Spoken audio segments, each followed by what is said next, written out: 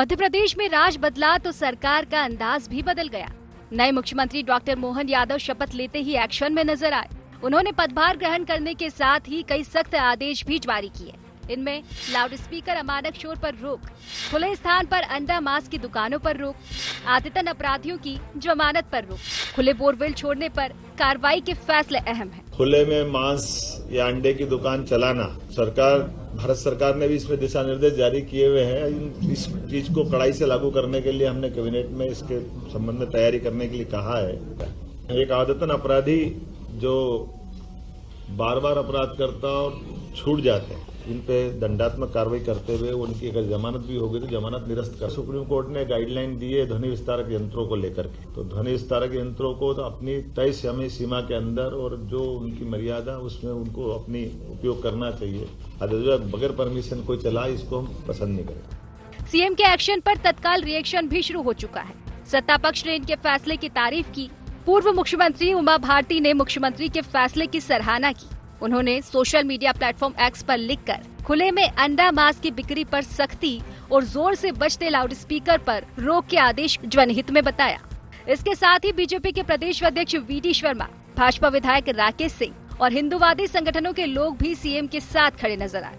प्रदेश में ध्वनि विस्तारक यंत्रों, लाउड स्पीकर, डीजे जो आम जनता के हित के लिए माननीय उच्च न्यायालय के आदेश के अनुरूप उसे पालन कराने के लिए हमारी सरकार ने दिशा निर्देश जारी किए हैं। ये भी एक ऐतिहासिक निर्णय हमारे मुख्यमंत्री जी ने, हमारी पहली कैबिनेट ने लिया है। बिना लाइसेंस के खुले में अवैध रूप से मांस और मछली आदि का क्रय विक्रय प्रतिबंधित करने हेतु 15 दिवस का विशेष अभियान चलाए जाने का जो दिशा निर्देश जारी किए, मैं मुख्यमंत्री जी को, सरकार को, पूरी कैबिनेट को बधाई और शुभकामनाएं देता हूं। माननीय मुख्यमंत्री जी की अध्यक्षता में जो कैबिनेट ने निर्णय लिया है खुले में मांस बिक्री का, वो संपूर्ण मध्य प्रदेश में स्वागत योग्य कदम है। ध्वनि नियंत्रण के होना चाहिए, माननीय सर्वोच्च न्यायालय बोल चुका है, लेकिन जब जिसकी मर्जी पड़ती है सीने छाती टोक कर सड़कों पर उतर जाते हैं। वहीं दूसरी ओर कांग्रेस इन फैसलों का विरोध कर रही है। पीसीसी चीफ कमलनाथ का कहना है कि भाजपा विवाद के बहाने तलाश रही है। इसके साथ ही कई और कांग्रेस नेता सरकार के इस फैसले का विरोध कर रहे हैं। देखिए, ये कुछ न कुछ बहाना विवाद के लिए ढूंढ रहे हैं। कुछ भी करें, समाज में विवाद नहीं होना चाहिए। ये हमारा लक्ष्य है कि हमारी संस्कृति जुड़ के रहने की है, प्यार मोहब्बत की है। अगर मुख्यमंत्री महंगाई और किसानों पर बात करते तो मुझे बहुत अच्छा लगता और हम लोग स्वागत करते कि बेरोजगारों पे करा, महंगाई पे बयान दिया पहला, लेकिन जिस तरह का उन्हें बयान दिया वो अफसोसनाक। मुख्यमंत्री डॉक्टर मोहन यादव खाटी संघी माने जाते हैं। सीएम के लिए उनका नाम तय होने के साथ ही लगभग ये स्पष्ट हो गया था कि नई सरकार विकास और सुशासन के साथ हिंदुत्व के एजेंडे पर आगे बढ़ेगी। इस पर कांग्रेस का रिएक्शन भी लगभग तय ही था। अब देखना ये होगा कि हिंदुत्व का ये एजेंडा और कितना आगे बढ़ता है। Bureau report, IND 24।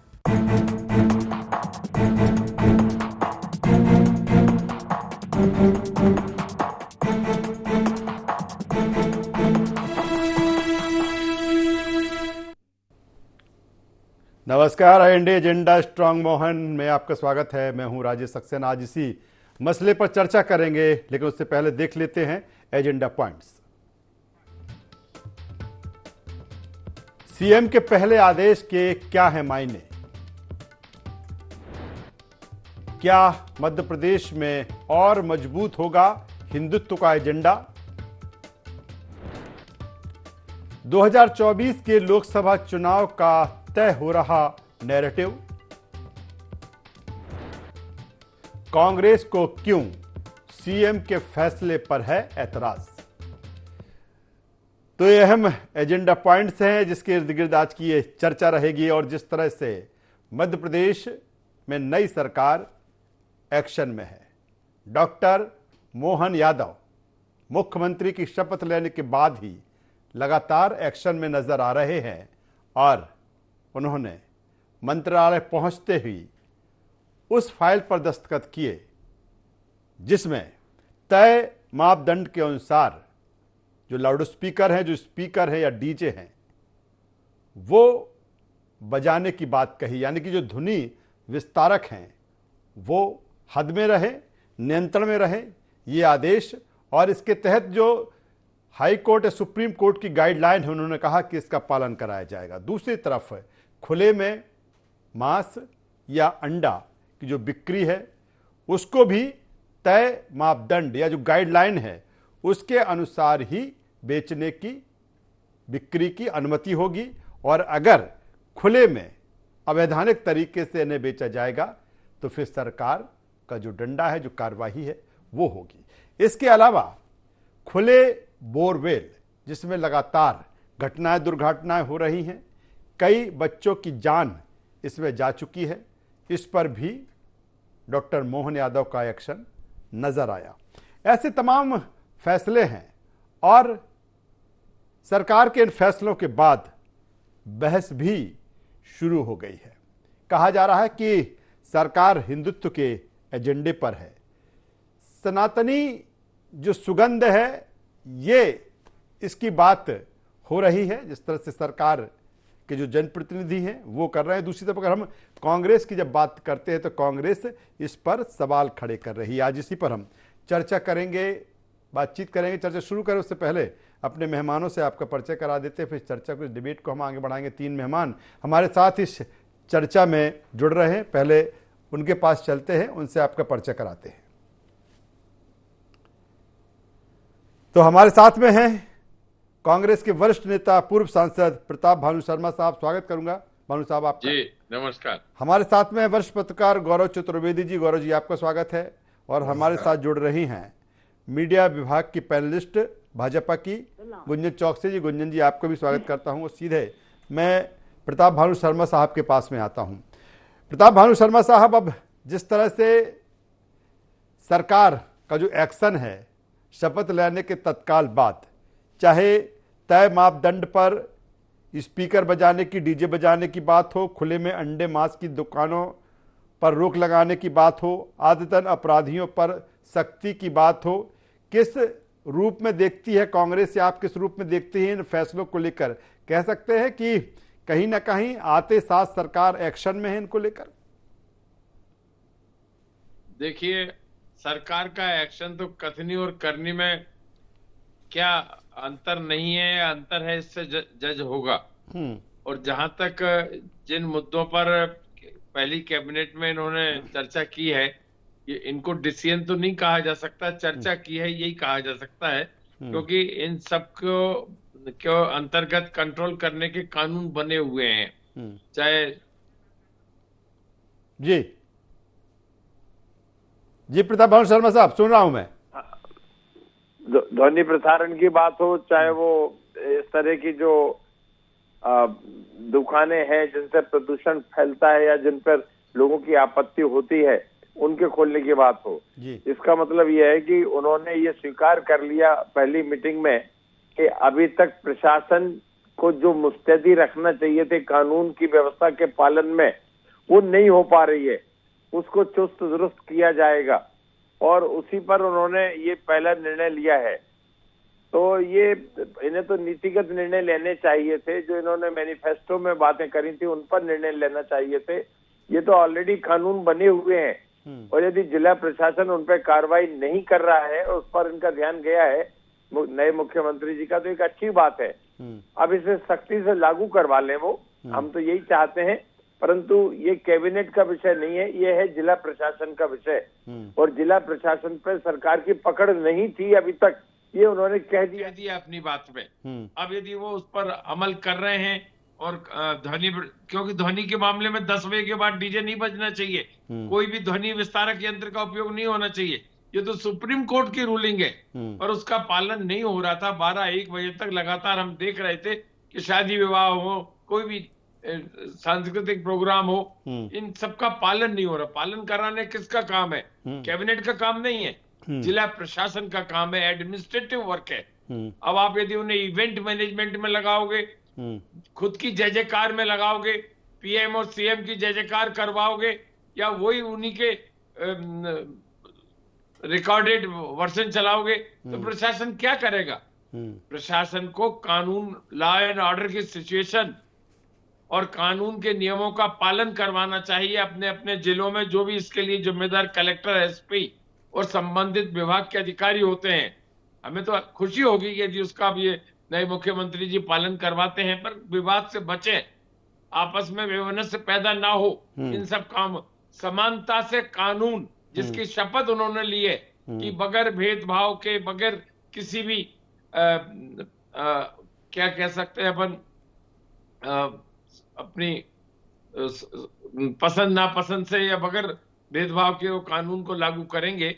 ये तो उन्होंने शपथ ली है। आप मानते हैं प्रताप भानु शर्मा, जिस तरह से आप कह रहे हैं कि अगर ऐसा होता है, बिल्कुल सही है कि इसके लिए रूलिंग पहले से ही रही है, सरकार कोई भी रही हो, लेकिन उस रूलिंग के अकॉर्डिंग जिस तरह से इस पर एक्शन होना चाहिए वो नहीं हुआ। यही कारण है कि जिन को लेकर आते साथ मुख्यमंत्री डॉक्टर मोहन यादव ने जिस तरह से एक्शन लिया है और उन्होंने कहा चाहे आदतन अपराधियों की सख्ती की बात हो, खुले में मांस अंडा बेचने की बात हो, ध्वनि विस्तारक की बात हो, तमाम सारी चीजें आप कह भी रहे हैं कि बेहतर पहल है अगर इस पर वाकई सख्ती से कार्रवाई होती। सीधे मैं गुंजन चौकसे जी के पास में आता हूं। गुंजन चौकसे जी, जिस तरह से प्रताप भानु शर्मा कह रहे हैं, कांग्रेस जिस तरह से कह रही है कि ये तो कानून या रूलिंग तो बहुत पहले से थी, लेकिन आपकी सरकार भी रही, उस पर वो एक्शन नहीं हुआ, वो अमल में कानून नहीं लाया गया और यही कारण है कि आते साथ ये चीजें आपको करना पड़ी।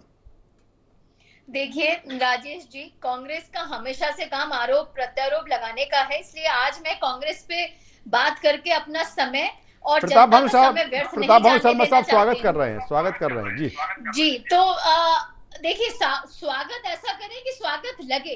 आप पुरानी सरकार पे एक आरोप प्रत्यारोप के साथ स्वागत की शुरुआत कर रहे हैं। कोई भी अच्छी चीज की शुरुआत तब जब हो उसको तब से ही लागू करना चाहिए और उसका स्वागत योग्य है वो चीज। आप देखिए, यही भारतीय जनता पार्टी की ताकत है, यही भारतीय जनता पार्टी की शक्ति है कि जिस तरह भारतीय जनता पार्टी ने मध्य प्रदेश के हर वर्ग हर क्षेत्र के लिए विकास कार्य पिछले 20 साल से करती आ रही है, उसी ऊर्जा के साथ, उसी निष्ठा के साथ, उसी सेवा भाव के साथ नई सरकार भी जनता की सेवा के लिए अब तत्पर है। और उसका आपने उदाहरण देखा है कि मुख्यमंत्री जी की शपथ ग्रहण समारोह के चंद कुछ घंटों में ही आपने ऐतिहासिक फैसला देखा कि किस तरह जनमत में एक फैसला लिया गया है।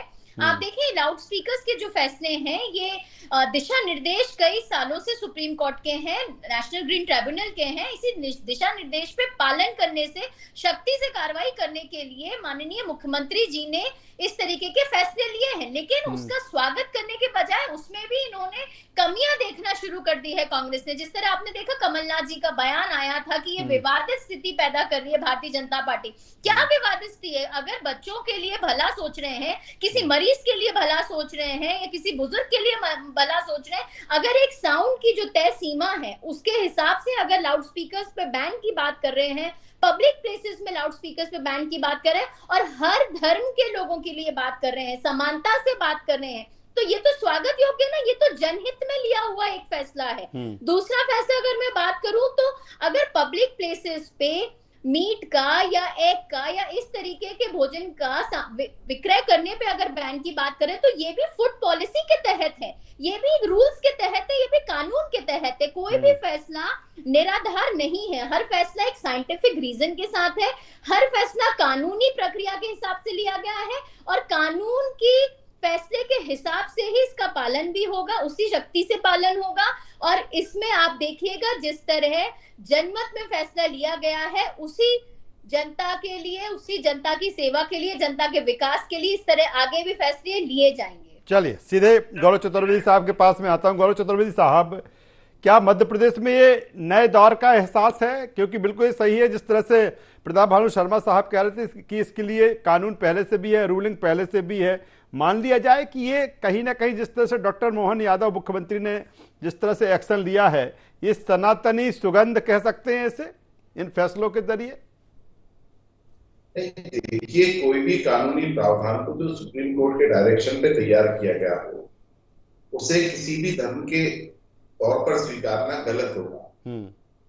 इसे राजनीतिक दल स्वीकार सकते हैं, वो कांग्रेस चाहे विरोध में स्वीकारे और भाजपा चाहे समर्थन में स्वीकारे, लेकिन सबसे बड़ी हास्यास्पद बात है राजेश जी कि जो कानून बरसों से बने हुए हैं, जिन कानूनों पर बरसों से डायरेक्शन सुप्रीम कोर्ट ने और हाई कोर्ट ने दे रखा है, आखिर वो पालन क्यों नहीं हो पा रहे थे, और पालन नहीं हो रहे तो उसमें जो दोषी है उनके ऊपर कोई कार्रवाई क्यों नहीं हो पा रही थी। चलिए आपने आज कदम उठाया है तो अच्छी बात है, मैं उसे बुरा नहीं मानता हूँ, लेकिन क्या इसके साथ साथ उन दोषियों के खिलाफ भी कार्रवाई नहीं की जाना चाहिए जिन्होंने इस कानून की अवहेलना की?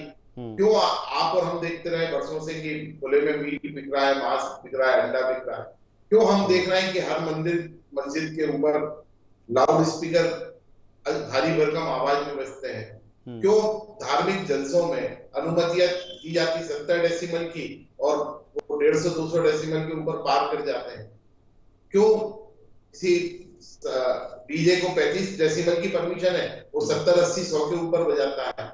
ये इस कानून का पालन करना स्थानीय प्रशासन का काम है, जिला प्रशासन का काम है। अगर ये पालन हो रहा होता तो तयशुदा बात मानिए कि मोहन यादव जी को कैबिनेट में ये निर्णय ना लेना पड़ता।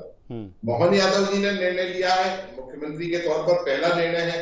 मैं इसे समाज के हित में इसलिए मान रहा हूँ कि कई बच्चों की परीक्षाओं का समय है, अस्पतालों के आसपास इस तरीके की दिक्कतें होती। तीसरी चीज जो सबसे बड़ी है, इस पर जो रोक नहीं लग पाई उसका सबसे बड़ा कारण था कि इन धार्मिक स्थलों पर बजने वाले स्पीकर, धार्मिक जुलूसों में बजने वाले स्पीकर उन लोगों के संरक्षण में बसते थे जो वहां के स्थानीय गुंडे हुआ करते हैं, और स्थानीय गुंडे धर्म की आड़ लेकर के राजनीतिक संरक्षण प्राप्त कर लेते थे।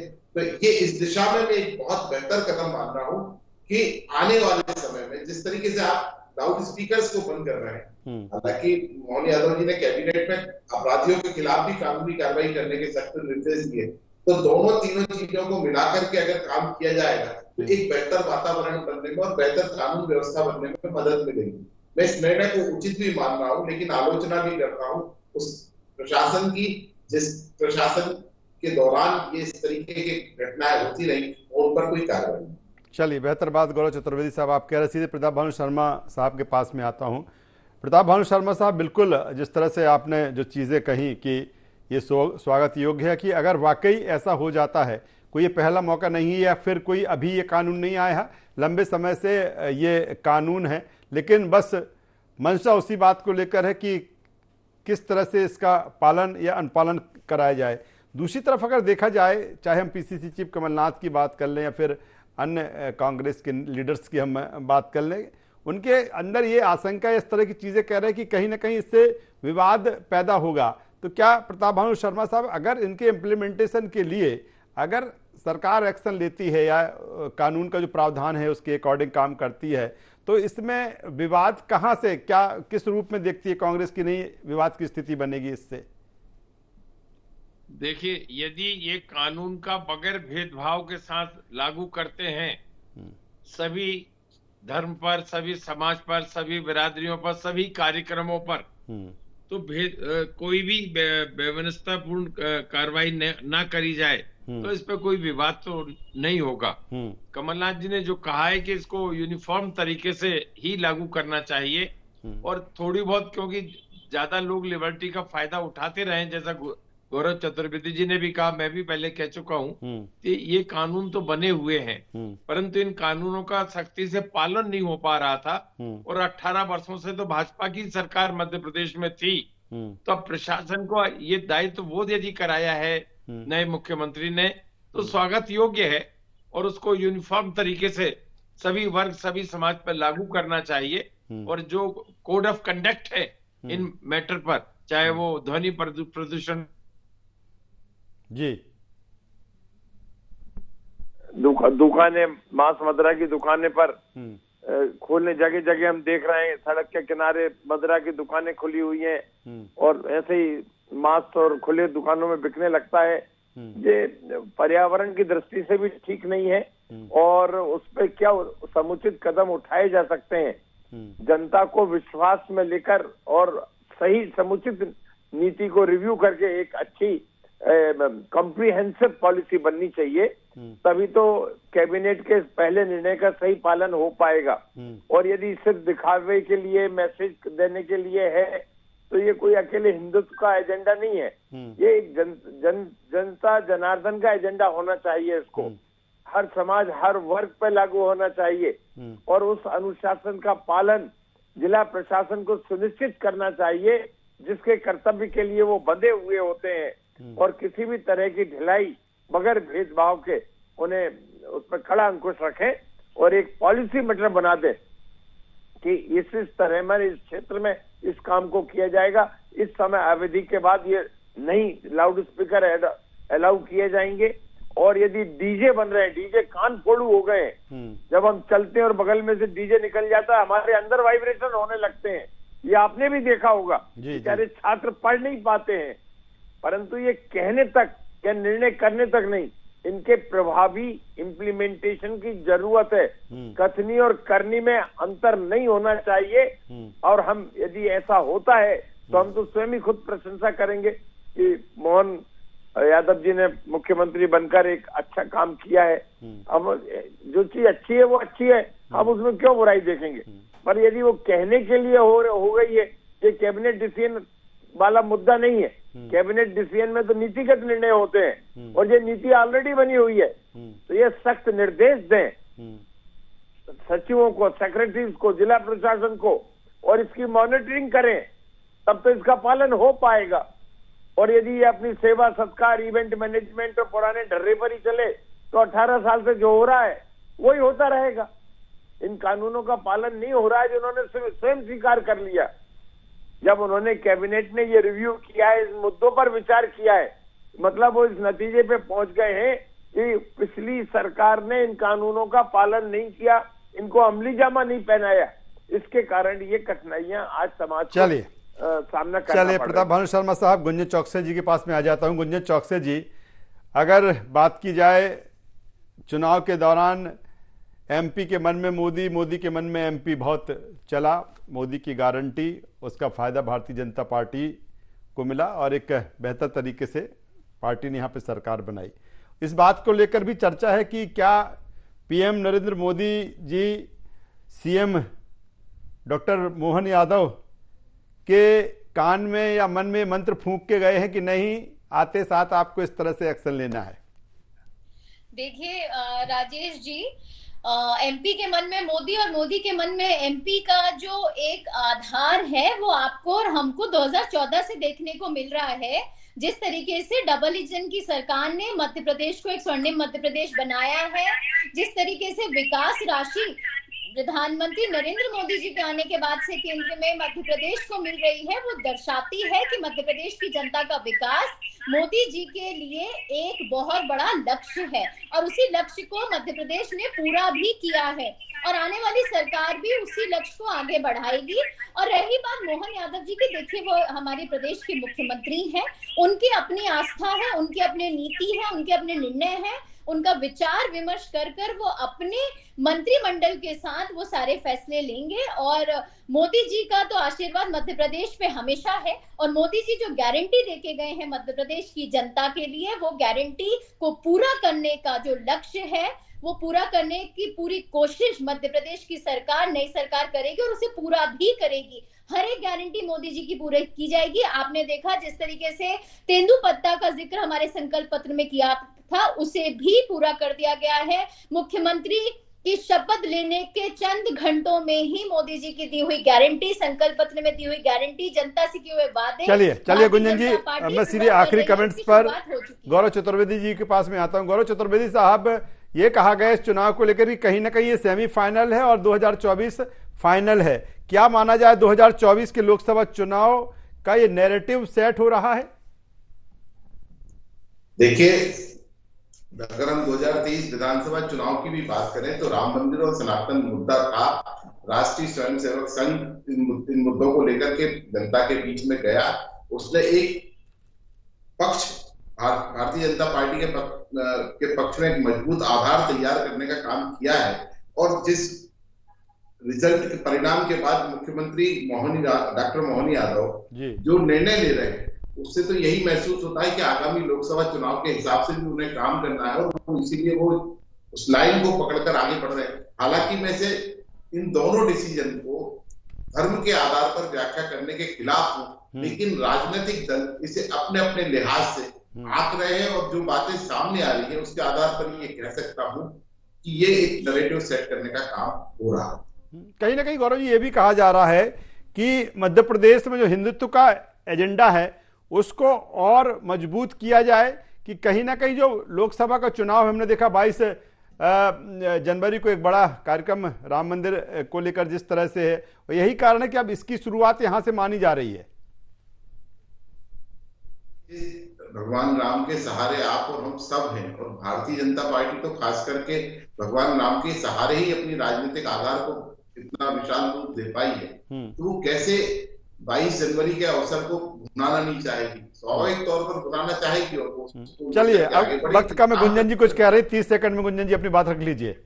राम के सहारे भारतीय जनता पार्टी नहीं है, भारतीय जनता पार्टी के रोम रोम में राम बसे हैं। ये दोनों बातों में बहुत फर्क है कि राम आस्था का विषय है और भारतीय जनता पार्टी हिंदुत्व नहीं, भारतीय जनता पार्टी सनातन को सर्वोपरि मानती है। और सनातन का जो अर्थ है वो अगर जनता तो समझ चुकी है, लेकिन अगर कांग्रेस शायद समझने में भूल कर रही है। सनातन में सर्वधर्म शामिल है, सनातन में अंत्योदय शब्द शामिल है कि पंक्ति में खड़े हुए अंतिम व्यक्ति का भी भला करना सनातन होने का पहला उद्देश्य है। और आप चलिए गुंजन जी वक्त की कमी है, वक्त और इजाजत नहीं देता आगे चर्चा करने के लिए। तो जिस तरह से मुख्यमंत्री डॉक्टर मोहन यादव शपथ लेने के बाद जिस तरह से एक्शन में है और उस एक्शन की चर्चा भी है, और जिस तरह के उन्होंने फैसले लिए हैं, निर्णय लिए हैं, और कहा जा रहा है कि ये एमपी में नए दौर का एहसास है, ये मध्य प्रदेश में उनके फैसलों की सनातनी सुगंध है। और अब देखना होगा कि अपने संकल्प पत्र में भारतीय जनता पार्टी ने जो वादे जनता से किए थे किस तरह से अब धीरे धीरे एक एक कर आगे आएंगे। तीनों मेहमानों का मैं यहाँ पर धन्यवाद करता हूँ, शुक्रिया करता हूँ। तो कुल मिलाकर जिस तरह से अब नई सरकार एक्शन में है, गठन हो चुका है, कुछ दिनों में उसका विस्तार भी होगा, और जो भाजपा के एजेंडे में जो चीज़ें थी और उसमें सबसे पहले कौन सा एजेंडा पार्टी आगे रखना चाहती है उसकी झलक डॉक्टर मोहन यादव के उन फैसलों पर दिख रही है। और उसी के बाद ये चर्चा है कि कहीं ना कहीं अब 23 के बाद 2024 की भी तैयारी है। तमाम सारे निर्णय लिए गए हैं एक एक करके, और उन पर अब जो चर्चा है वो भी आगे बढ़ रही है। देखना होगा कि मुख्यमंत्री डॉक्टर मोहन यादव और किस तरह से एक्शन में नजर आते हैं। फिलहाल उनका जो एक्शन है उसका इफेक्ट या इम्पैक्ट या जो उस पर चर्चा है वो सामने है। IND एजेंडा में बस इतना ही। IND 24 पर खबरों का सिलसिला लगातार जारी है, बने रहिए हमारे साथ। नमस्कार।